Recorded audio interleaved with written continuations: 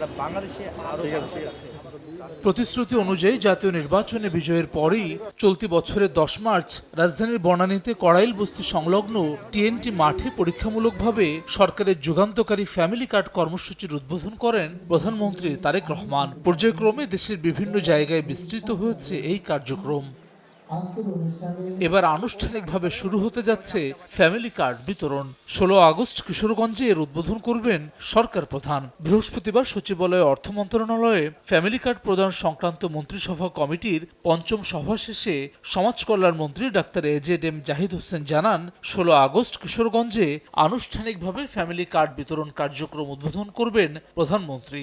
চলতি অর্থবছরই 40,20,000 family card বিতরণ করা হবে উল্লেখ করে অক্টোবর থেকে সারা দেশে বিতরণ শুরুর কথা জানান মন্ত্রী। প্রধানমন্ত্রী যে অন্তর্ভুক্তিমূলক এবং মানবিক রাষ্ট্র গঠনের যে একটা ওনার যে পলিটিক্যাল বা আমাদের যে নির্বাচনী ওয়াদা, সেটার প্রতি এই সরকার অত্যন্ত দায়িত্বশীল এবং সেটা পাইলটিংয়ের সময় আমরা করেছি এবং ইনশাআল্লাহ আগামী এই মাসের 16 আগস্ট কিশোরগঞ্জের সদর উপজেলার লতিফাবাদ ইউনিয়নের 8 নম্বর ওয়ার্ডে ইনশাআল্লাহ এই প্রোগ্রামটা মাননীয় প্রধানমন্ত্রী লঞ্চিং করবে, অর্থাৎ শুভ উদ্বোধন করবে আমাদের এই সেশনের যে কার্যক্রম। এদিকে সপ্তাহের শেষ কর্মদিবসে সচিবালয়ে বুড়িগঙ্গা নদীর পানি ও পরিবেশ উন্নয়ন সংক্রান্ত বৈঠক করেন প্রধানমন্ত্রী তারেক রহমান।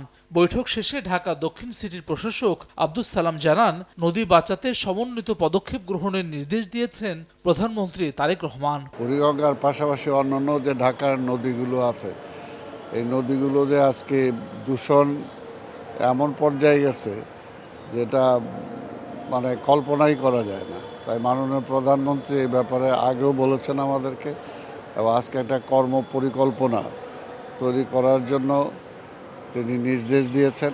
এদিন নদী খালপার রক্ষায় বিন্যা ঘাসের ব্যবহার সংক্রান্ত বৈঠক সহ জনগুরুত্বপূর্ণ বিষয়ে সংশ্লিষ্টরা বৈঠক করেন সরকার প্রধানের সঙ্গে। হাসান ওয়ালি, সময় সংবাদ, ঢাকা।